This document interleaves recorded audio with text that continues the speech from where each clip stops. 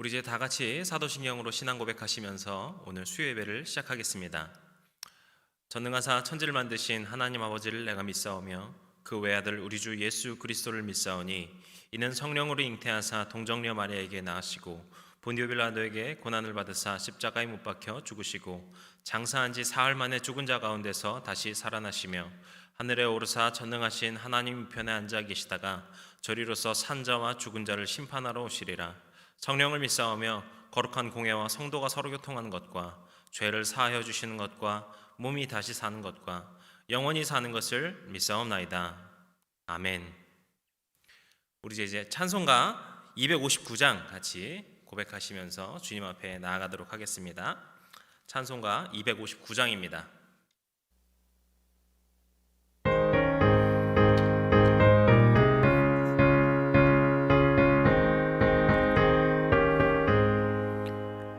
예수 십자가에 흘린 피로써 그대는 씻기어 있는가? 더러운 죄 희게 하는 능력을 그대는 참 의지하는가? 예수의 보혈로 그대는 씻기어 있는가? 마음속에 여러 가지 죄 깨끗이 씻기어 있는가? 주 예수와 밤낮으로 늘 함께 그대는 행동을 하는가? 아무 때나 어디서나 그대는 십자가 붙들고 있는가? 예수의 보혈로 그대는 씻기어 마음속에 여러 가지 죄악이 깨끗이 씻기어 있는가? 주님 예수 다시 올 때 그대는 영접할 예복이 있는가? 그대 몸은 거룩한 곳 천국에 들어갈 준비가 됐는가? 예수의 그대는 씻기어 있는가? 마음속에 여러 가지 죄악이 깨끗이 씻기어 있는가?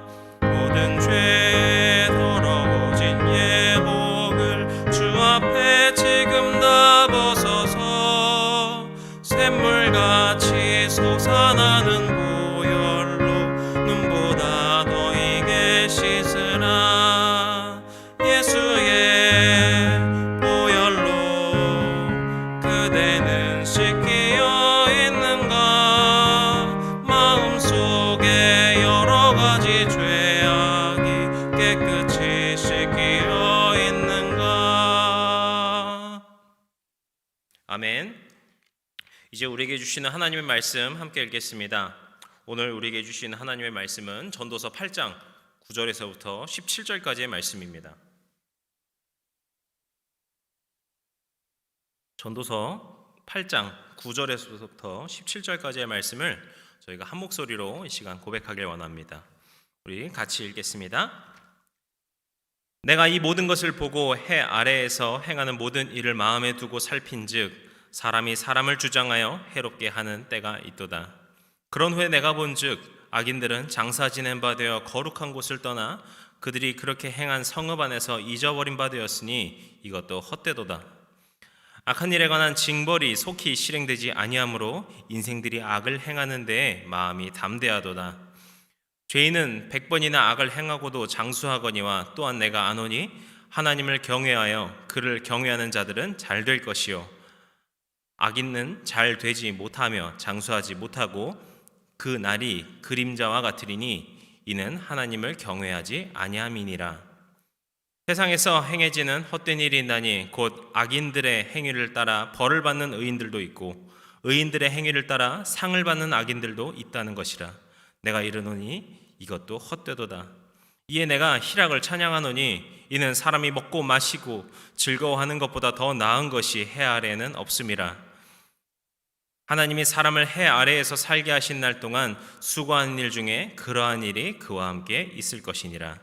내가 마음을 다하여 지혜를 알고자 하며 세상에서 행해지는 일을 보았는데 밤낮으로 자지 못하는 자도 있도다.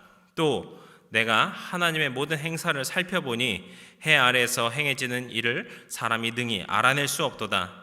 사람이 아무리 애써 알아보려고 할지라도 능히 알지 못하나니 비록 지혜자가 아노라 할지라도 능히 알아내지 못하리로다. 아멘. 할렐루야. 오늘도 이 시간 이 수요 예배에 나와서 말씀으로 주님의 은혜와 축복을 경험하시는 우리 모든 성도님들 주님의 이름으로 사랑하고 축복합니다. 오늘은 이제 전도서 8번째 시간인데요. 오늘 말씀 저희가 함께 읽은 것처럼 어떤 전도자는 의로움, 뭔가 의인과 악인에 대한 그런 일들, 그리고 그것에 대한 하나님의 뜻이 무엇인가를 깊이 있게 오늘 다루고 있습니다. 저희는 이미 2주 전에 한번 나눈 바가 있었는데, 억울할 때, 우리가 억울한 일을 당할 때 하나님을 바라보는 신앙이 무엇인가, 어떻게 살아가는가, 그런 것에 대해서 말씀을 나눴었는데요. 오늘 본문 9절에서부터 다시 한번 이런 어떤 정의가 무너진 사회상을 꼬집으며 우리에게 이야기하고 있습니다. 9절 후반부를 보시면은 사람이 사람을 주장하다라는 말이 나옵니다. 이 말이 어떤 이게 좀 중의적인 표현이다 보니까 해석마다 약간씩 차이가 있긴 하지만 어떤 주로 보는 의견은 어떤 사람이 다른 사람을 통치하고 있는 그런 상황을 말을 하는데요.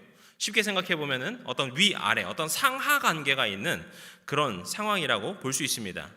이렇게 볼 때 뭔가 아랫사람이라고 하면 뭔가 다스림이나 통치를 받아야 되는 사람은 뭔가 자신의 어떤 상황이라던가 그런 것들을 주장, 이런 것들을 이야기가 어려울 것입니다. 반대로 윗사람, 그러니까 어떤 사람들을 다스리는 입장에 있는 그 지도자의 입장에서는 뭔가 자기의 뜻이나 생각대로 무언가들을 해나갈 수 있을 것이죠. 그런데 모든 것이 다 그렇다는 것은 아니지만 전도자가 본 것이 무엇인가 하니까 그로 인하여서 아랫사람들은, 그러니까 통치를 받는 사람들은 고통당하고 통치하는 사람, 그 사람들은 오히려 좋은 그런 일들이 있다라는 것입니다. 이 말씀이 지금 이야기하고 있는 것은 이미 어떤 세상의 모습에서는 억압을 하고 억압을 받는 그런 구조 안에 있다라는 것이죠. 우리가 생각했을 때는 어떤 약자들이 뭔가 좋은 일을 겪었으면 좋겠고 자기 뜻대로만 하는 어떤 후한무치와 같은 지도자가 있다면 무너뜨리면 좋겠지만 세상은 그렇지 않고 오히려 불평등한, 불공평한 사회적인 구조로 되어 있다라는 부분을 아주 통렬하게 꼬집고 있습니다. 전도자는 그리고 여기에서 멈추지 않습니다. 오히려 더 냉철한 이야기를 하고 있는데요. 14절에 보시면은 악인의 행동으로 인하여서 의인들이 고통받는 그런 상황이 있다. 또 반대로 의인들이 받아 누려야 할 그 상을 악인들이 가로채는 일도 있더라. 이것이 우리의 인생에 일어나더라. 이런 이야기를 합니다. 참 어떻게 보면 현실적인 이야기죠. 그것이 어떤 영화에서의 이야기가 아니라 우리의 현실 사회에서 충분히 일어날 수 있는 일이지 않습니까? 그런데 우리는 하나님께서 정의롭게 선하게 다스리신다는 것을 믿으며 살아가는 믿음의 사람들입니다. 그런데 때로는 이렇게 악인이 오히려 승승장구하고 복을 받는 것, 반대로 의인은 자신의 목조차도 제대로 누리지 못하고 오히려 억울하고 불의한 일을 겪게 되는 그런 상황들을 현실적으로 마주하곤 합니다. 어떻게 이런 일이 일어날 수 있을까? 하나님께서는 왜 우리 믿는 사람들, 선하게 살아가는 주의 자녀들에게 이런 일을 허락하셔야 됐을까? 이런 일을 당하게 되면 그 억울한 마음이 이루 말을 할 수 없을 것입니다. 그런 의미에서 전도자가 이런 현실을 오히려 꼬집고 있는 것이죠. 그런데 더 좀 웃기다고 해야 될까요? 전도자는 이 부분에 대해서 마지막 결론은 무엇인가 하니까 우리는 알 수 없다. 우리가 하나님의 뜻을 알 수 없다라는 결론을 이야기합니다. 17절에 보시면은 이러한 일들에 대해 사람은 결코 알아낼 수가 없다. 지혜자라 할지라도 그것은 알 수 없는 하나님의 뜻이라는 것을 확언하며 이야기하고 있습니다. 그렇다면은 지금 이 부분들만 우리가 정리해서 보면은 이렇게 세상에서는 억울한 일, 뭔가 불의한 일, 공정하지 못한 일들이 일어나는데 하나님의 지혜를 받은 지혜자 솔로몬조차도 이 하나님의 뜻이 무엇인지를 알 수 없다라는 결론이라니. 우리가 이 세상을 살아갈 때 어떻게 우리는 살아가야 될까요? 오늘 우리 말씀의 제목이 의로움은 하나님의 뜻이라는 제목인데, 그 의로움이 하나님의 뜻이라면 우리는 어떻게 이런 사회에서 살아가야 될까? 어떤 소망을 가지고서 살아가야 될까? 우리가 오늘 이 말씀을 조금 더 깊이 있게 다뤄보면서 오늘 전도자가 하고자 하는 이야기가 무엇인가 우리 함께 나눠보았으면 좋겠습니다. 전도자는 먼저 우리에게 한 가지를 이야기하는데요, 우리가 하나님의 통치하심을 굳건하게 믿어야 된다는 것을 당부하고 있습니다. 우리의 생각으로는 알 수 없죠. 우리의 생각으로는 대체 왜 이런 일이 일어나는지 이해할 수 없죠. 하지만 우리가 믿어야 되는 것이 있는데, 그것은 하나님께서 통치하시는 것을 믿어야 된다는 겁니다.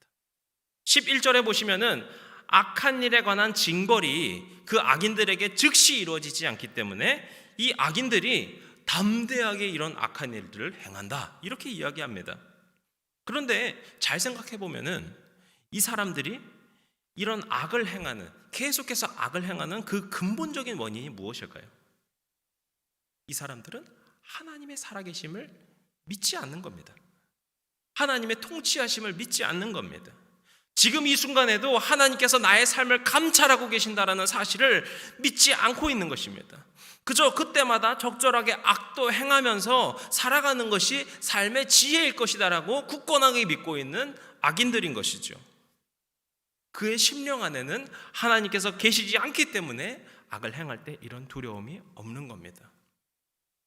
만약에 하나님께서 살아계신다라는 것을 믿고 있다면, 지금 이 순간에도 하나님께서 나를 바라보고 계신다는 것을 우리가 믿고 있다면, 그리고 나의 악행을 아심에도 불구하고 그것을 끝까지 지켜보셨음에도 불구하고 참고 인내하시며 마지막까지 우리의 회개를 기다리신다는 것을 우리가 믿고 있다면, 세상에 그 누가 주님 앞에 악을 행할 것이며 그 악을 담대하게 행할 것이며 그 악행 앞에서 회개하지 않을 수 있을까요? 없겠죠.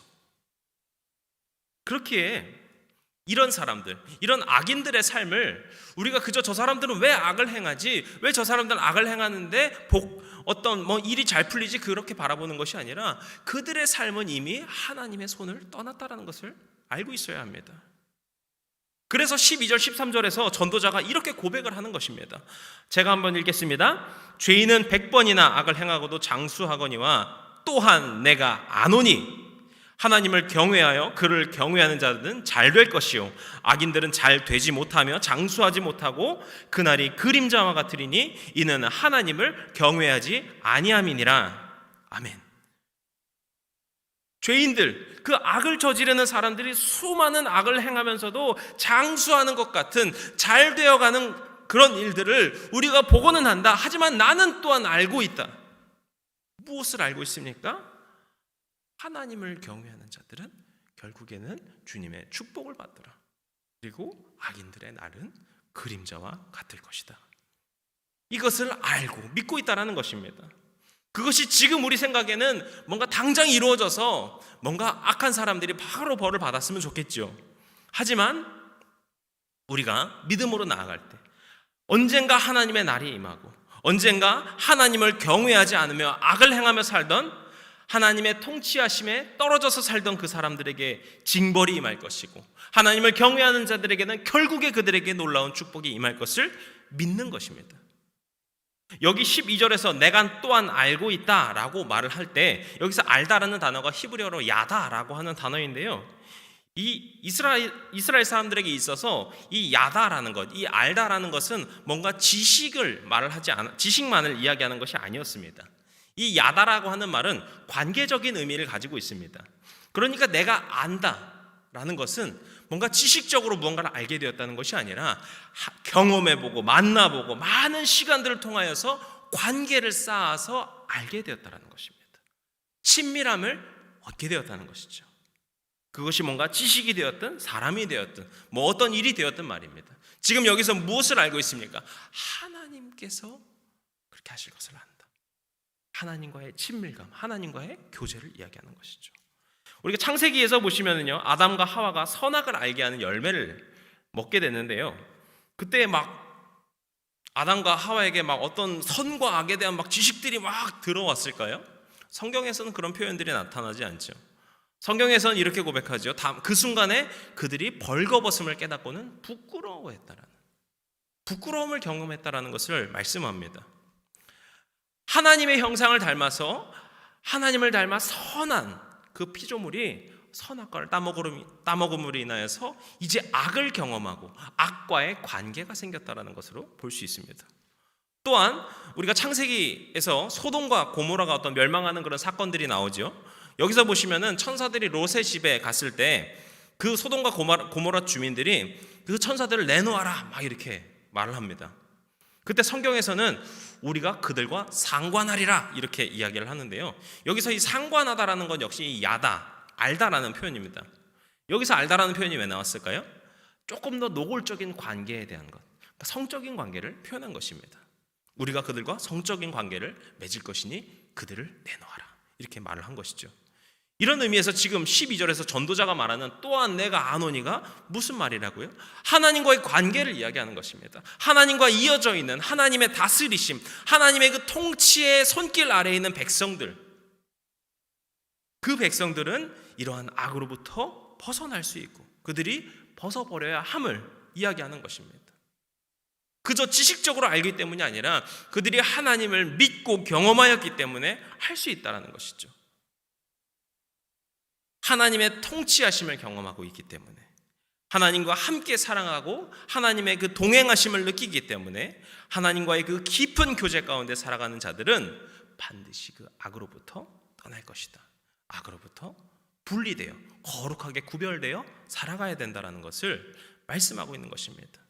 사랑하는 성도 여러분, 여러분은 지금 하나님의 나라의 그 통치하심, 하나님과의 그 깊은 교제 가운데 살아가고 계십니까? 혹 내 주변에 악한 사람들이 잘 살고 잘 나가고 성공하는 모습들로 인하여서 낙심하고 계시지는 않습니까? 오늘 우리에게 하나님과의 그 깊은 교제로 들어가셔서 참된 평화를 누리시고 주님의 그 다스리심을 믿으며 기쁨과 감사로 나아가시는 저와 여러분이 되시기를 축복합니다. 또한 지금까지 주님과 떨어져서 살아가고 있었던 우리 각자의 삶이 있었다면, 그 악한 것과 친하게 살아가고 있었던 우리의 삶이 있었다면 주님 앞에 다시 한번 기도로 나아가시기를 권면합니다. 하나님께서는 지금도 우리가 죄악 속에 놓여 있음을 안타까워하시고 슬퍼하십니다. 그래서 우리에게 벌 주시기보다는 우리가 주님 앞으로 나아서 회개하시기를 지금도 참고 인내하시며 기다리고 계십니다. 그런 주님의 마음을 우리가 경험하고 기억하며 다시금 주님 앞에 나아오셔서 주님과의 그 관계를 회복하시고 이제 나의 삶이 아니라 하나님께서 통치하시나 하나님의 중심된 삶이 되셔서 주님께서 주시는 참된 평안과 기쁨과 감사를 누리며 사시기를 축복합니다. 악한 길로 떠나서 주님께 돌아오는 우리의 그 마음을 주님께서 기뻐 받으실 것입니다. 그리고 여기서 또 한 가지 이야기하고 있는 것이 있습니다. 하나님께서 주신 삶을 충실하게 살라는 이야기인데요. 이것이 이제 15절 후반부에 나오는 이야기인데 제가 그것을 조금 정리한 것입니다. 15절 후반부에는 이렇게 말씀하고 있습니다. 하나님이 사람을 해 아래에서 살게 하신 날 동안에 수고하는 일 중에 그러한 일이 그와 함께 있을 것이니라. 아멘. 여기서 이 15절 말씀에서 우리는 먼저 하나님이 사람을 해 아래에 살게 하셨다라는 말 하나, 그리고 그 살게 하신 날 동안에 수고하는 일, 이 둘을 조금 떼어서 보실 필요가 있습니다. 그러니까 우리는 하나님께서 주신 그 삶을 마음에 새기고 살아야 합니다. 또 그 삶에 감사하며 최선을 다하며 수고하며 살아야 됩니다. 이렇게 우리의 믿음의 삶에는 이 두 가지 중심이 균형 있게 세워져야 되는 것입니다. 어떤 사람은 하나님께서 주신 삶, 그것에만 막 집중하고 있어요. 뭐 물론 그렇게 해서 믿음으로 살아가는 것 자체는 귀한 일입니다. 그런데 때로는 이런 마음으로 인하여서 지금 우리의 현실을 외면하는 경우도 있습니다. 제가 이 러시아 살 때 거기에는 이 중동 사람들이 많이 살았어가지고요. 제가 무슬림들을 이렇게 만나는 경우들이 좀 많이 있었는데, 이 무슬림들 뭐 물론 다 그런 것은 아니겠지만 이분들이 이 입에 달고 하는 표현들이 하나 있는데, 그게 인샬라라는 표현이죠. 인샬라라는 말, 이것이 그 말 뜻 자체는 알라의 뜻대로, 그러니까 신의 뜻대로라는 말인데요. 의미만 놓고 보면은 뭔가 자신의 뭐 어떤 그 일들을 신에게 맡긴다, 알라에게 맡긴다, 이런 의미여서 좋은 신앙의 고백이구나 이렇게 들리실 수도 있을 텐데, 제가 만났던 이 무슬림들은 이 말이 그저 자신의 그 현실을 도피하는 용도로 사용되는 경우가 참 많았습니다. 자신이 무언가 잘못했어요. 그러면은 그 잘못에 대해서 인정을 해야 되는데 인정하지 않아요. 그저 이건 인샬라, 이거는 알라의 뜻이었다, 그저 이것은 다 신의 뜻이었다면서 자신에게 놓였던 그 현실들을 부정하는 것입니다. 그래서 막 친밀하게 지내기도 하고 같이 대화를 하다가도 막 답답했던 그런 기억이 있습니다. 우리의 이 신앙에서도 하나님께서 주신 그 삶이라는 것, 그 하나님의 통치를 믿는 것은 중요합니다. 하지만 이것이 우리의 이 현실과 이 상황, 우리의 삶을 부정하는 도구가 되지 않도록 우리는 날마다 주의해야 됩니다. 우리가 하나님 앞에 질병의 문제를 놓고 기도한다면 그 기도를 하면서 최선을 다해서 치료를 받아야겠죠.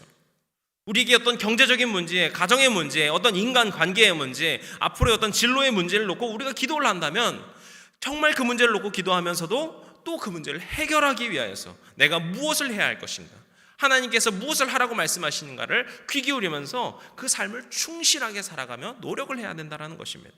그래서 이 15절에 하나님께서 주신 삶이라는 말과 함께 수고할 것을 우리에게 당부하고 있는 것입니다. 그런데 또 반대로 여기서 이제 이 삶을 수고하는 것, 이 열심히 하는 것에만 또 집중하시는 분들이 계세요. 제가 뭐 전에 이 교회에 있었을 때 이 지방 체육대회가 있어가지고 이렇게 갔었는데요. 막 이렇게 막 준비 막 하고 해가지고 이어달리기를 나갔습니다. 그래가지고 뭐 저는 안 나가고 저는 이렇게 막 응원만 하고 그래서 같이 이렇게 나갔었는데 아깝게 딱 진 거예요. 그래서 아깝다. 그런데 막 친구들도 아쉬워하니까 야 괜찮다 이러면서 막 위로하고 격려하고 있었는데, 갑자기 어느 한 집사님께서 딱 오시더니 계주 어떻게 됐나 이렇게 물어보시는 거예요. 그래서 집사님 아깝게 저희가 졌습니다 그랬어요. 그러니까 갑자기 화를 팍 내시더니 갑자기 돌아가시는 거예요. 제가 그때 참 당황했던 기억이 있는데, 그분이 막 어떤 그 열심, 어떤 그 승부욕이 강하다 보니까 어떤 이 체육대회라는 것의 어떤 본질, 가장 중요한 것을 잊어버리신 것은 아니었나라는 어떤 안타까움이 좀 들었습니다. 우리는 수고하며 노력하여서 최선을 다해 우리의 삶, 우리의 이 현실들을 살아가야 됩니다. 하지만 그런 중심 가운데는 분명히 하나님이 계셔야 됩니다. 아무리 우리가 열심히 해도 때로는 우리의 생각과 나의 생각과는 전혀 다른 결과가 나오기도 합니다. 하지만 우리가 그때 실망하거나 낙심에만 이르지 않을 수 있는 그 이유가 무엇인가? 하나님께서 주신 삶이기 때문에, 하나님께서 다스리시고 인도하셨기 때문에 하나님께서 우리에게 또 다른 길을 열어주실 것이다. 하나님께서 또 다른 나에게 길을 예비해 주실 것이다. 믿으며 다시 한번 소망하는 것이죠. 그래서 우리는 최선을 다해 살면서 또 그 결과를 하나님께 맡겨놓을 수 있어야 됩니다. 모든 상황들과 과정들 가운데 충실하면서 다시금 하나님 앞에 기도로 묻고 말씀에 귀 기울이며 살아가야 됩니다. 그렇게 한 걸음 한 걸음을 믿음으로 살아갈 때 마침내 우리가 어떤 결과, 어느 한 중간 지점에 이르렀을 때 주님께서 이 모든 것들을 해주셨구나, 이 가정의 문제가 어떻게 될 것인가 나는 알지 못하였는데 내가 이것을 충실히 살면서 정말 기도하며 주님께 나아갔더니 주님께서 나의 삶을, 우리 가정을 이렇게 인도해 주셨구나. 정말 그 어려운 문제, 어떤 이 경제적인 문제를 갖고 그렇게 씨름할 때, 그렇게 노력을 할 때 하나님 앞에 또 기도로 무릎 꿇기 기도하였더니 주님께서 이렇게 이 문제들을 내가 알지 못하는 그 방법으로 회복해 주셨구나. 우리가 믿음으로 고백할 수 있는 것입니다. 그럴 때 우리의 이 삶이 하나님께서 기뻐하시는 그 의로움을 행하며 그 의로움 가운데 살아가는 빛이 나는 삶이 되는 줄로 믿습니다. 그런 우리의 삶, 우리가 앞서 말한 것처럼 하나님과의 어떤 친밀한 교제를 통해서 그 다스리심을 믿으며 살아가는 우리의 삶, 또 그 삶을 하나님께서 주심을 믿으며 또 충실하게 살아가는 그런 우리의 삶을 통하여서 하나님께서는 우리에게 놀라운 축복을 주실 것을 약속하고 있습니다. 본문 15절 앞부분에 보시면은 내가 희락을 찬양한다 이렇게 고백하고 있는데요, 이것은 삶에서 기쁨을 누릴 것이다라는 그 고백의 표현이라고 볼 수 있습니다. 그리고 여기 뒷부분에 보시면은 수고하는 일 중에 그러한 일이 함께 있을 것이다, 그러한 일이 함께 있을 것이라고 말을 하는데, 여기서 이 그러한 일이 바로 처음에 찬양하고 고백하던 그 희락, 기쁨을 말을 합니다. 그러니까 무슨 말입니까? 하나님께서 그 다스려 주심을 믿으면서 충실하게 매일매일 살아가는 주의 백성들에게는 하나님께서 놀라운 기쁨과 즐거움, 축복과 은혜를 부어주신다는 것입니다. 오늘 우리의 각자의 현실, 우리의 이 상황들은 어떤 모습입니까? 우리가 앞서 말한 것처럼 어떤 그 악한 사람들로 인하여서 억울한 일을 우리가 겪고 계시지는 않습니까? 나에게 아픔을 주었던 사람들이 오히려 잘되고 성공하는 모습으로 인하여서 낙심이 되시지는 않으십니까? 그런 우리의 마음 가운데 우리의 이 마음을 주님 앞에 내어놓으시면서 나아가시기를 축복합니다. 그때 우리 주님께서 우리를 위로하여 주실 것입니다. 그리고 주님께서는 우리의 이 시선을 돌려서 어떤 악인들을 보면서 일희일비하는 그 삶이 아니라 하나님께서 나에게 주신 삶을 기쁨으로 살아가는 매일매일을 보여주실 줄로 믿습니다. 제가 지난주에 봤었던 한 기사를 나누면서 오늘 말씀을 마무리하려고 합니다. 이유순 시인이라는 분의 기사였는데요, 이분이 매달 빈 병을 팔고 잡초를 뽑고 이렇게 하면서 모은 돈을 10년 동안 매년 꼬박꼬박 그 모교에 기부를 한 것입니다. 그렇게 해서 매년 500만 원씩을 기부해서 10년 동안 총 5천만 원을 기부하셨다라는 기사였어요. 자기가 막 잘 살아서 돈이 많아서 그 돈을 쾌척하셔서 5천만 원 하신 게 아니라 그 병을 모으면서 매일매일 하셨던 그 삶, 그 잡초 뽑으면서 받으셨던 그 일당들, 그것들을 모으고 모아서 자신의 그 모교에 기부를 했다라는 것입니다. 그래서 어떻게 이런 일을 하셨나 인터뷰를 했었는데 이렇게 말씀하십니다.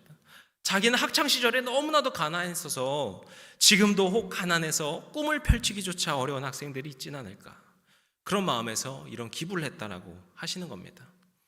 그러면서 이렇게 말씀하시는데 지금 이 말씀이 저에게 참 큰 울림이 되었습니다. 가난해서 힘들었던 학창시절에 맺힌 한에 대한 아름다운 복수였다. 너무나도 가난하고 힘들었었던, 보모 같은 것도 하면서 살아야 됐던 자신의 그 학창시절, 그때 그 맺혔던 한을 내가 복수를 하려고 했는데 어떻게 복수할 수 있는 거 아닐까? 자신이 기부를 함으로써 그것이 가장 아름다운 기부였다, 이렇게 고백하시더라는 겁니다.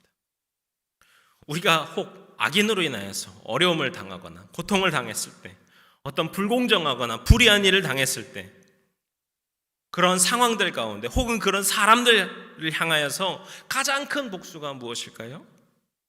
그들을 막 저주하고 막 내가 아니면 더 큰 성공을 해서 내가 너한테 똑같은 일을 되갚아 줄 것이다 라고 하는 것이 복수일까요? 통쾌할 수는 있겠습니다만, 그보다는 우리의 삶을 더욱 깊이 하나님과 친밀하게 교제하면서 우리의 삶에 더욱더 충실하게 살아가면서 그 삶의 정수와도 같은 놀라운 기쁨과 즐거움을 매일같이 맛보며 누리며 살아가는 것, 그것이 그런 세상을 향한 혹은 그 사람들을 향한 가장 크고 아름다운 복수이자 그 놀라운 주님의 축복을 누리시는 우리의 삶인 줄로 믿습니다.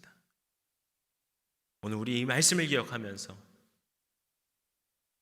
우리가 다른 무언가를 바라보는 것이 아니라 우리의 삶을 인도하여 주시고 다스리시는 주님을 바라보며 주님께만 집중하며 균형 있게 우리의 삶을 충실하게 또 살아가시는 주님의 자녀들, 우리 모두가 되시기를 주님의 이름으로 간절히 축복합니다. 시간 이제 기도하시겠습니다. 사랑과 은혜가 충만하신 우리 주 아버지 하나님, 오늘 이 시간도 우리가 함께 말씀으로 주님 앞에 다시금 무릎 꿇고 나아갑니다. 주님, 우리가 이 코로나를 지나면서 참 어려운 시기들을 지나고 있습니다. 그 힘든 우리의 각자의 삶 가운데 주님께서 어루만져 주시고 위로하여 주시고 평안 주시는 놀라운 축복을 허락하여 주시옵소서. 주님, 오늘 우리가 말씀으로 본 것처럼 때로는 우리에게 너무나도 억울하고 악하다라고 느껴지는 그런 일들을 경험할 때가 있습니다. 때로는 나조차도 그런 악한 일에 뒤엉켜 살며 살아갈 때조차도 있음을 고백하며 주님 앞에 회개합니다. 주님, 우리가 주님 앞에 구별된 삶을 살게 하여 주시옵소서. 거룩하게 구별되어 살아가는 주님의 백성들 되게 하여 주시옵소서. 그리고 그렇게 거룩하게 구별되어 살아가는 것이 주님께서 주신 놀라운 은혜이자 축복임을 우리가 기억하며 하나님과의 교제에 깊이 들어갈 수 있는 우리들의 삶이 되게 하여 주시옵소서. 그런 우리의 삶을 주님께서 기뻐하시고 축복으로 인도하여 주시는 줄로 믿습니다. 주님의 부르심을 믿고 우리의 이 삶에 충실하게 하나님의 부르심에 최선을 다해 살아가는 주님의 자녀들 되게 하여 주시옵소서. 그래서 우리가 억울한 일을 당했을 때 그 억울한 일에 대한 가장 통쾌한 복수, 혹은 어떤 우리를 아프게 했던 사람, 아니면 그 상황들의 가장 통렬한 복수인 주님의 은혜를 누리며 살아가는 아름다운 복수를 누리며 그 축복을 누리며 살아가는 주님의 사람들 되도록 주님께서 주님의 그 깊이 있는 그 교제 가운데로 우리를 초대하여 주시옵소서. 우리를 축복 가운데로 인도하여 주시고 함께하여 주시는 우리 주님 예수 그리스도의 이름으로 기도드렸습니다. 아멘. 이제 주기도문으로 오늘 예배를 마치겠습니다.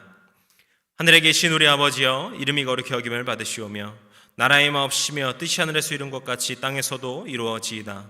오늘날 우리에게 일용할 양식을 주옵시고 우리가 우리에게 죄진 자를 사하여 준 것 같이 우리 죄를 사하여 주옵시고 우리를 시험에 들게 하지 마옵시고 다만 악에서 구하옵소서. 나라와 권세와 영광이 아버지께 영원히 있사옵나이다. 아멘.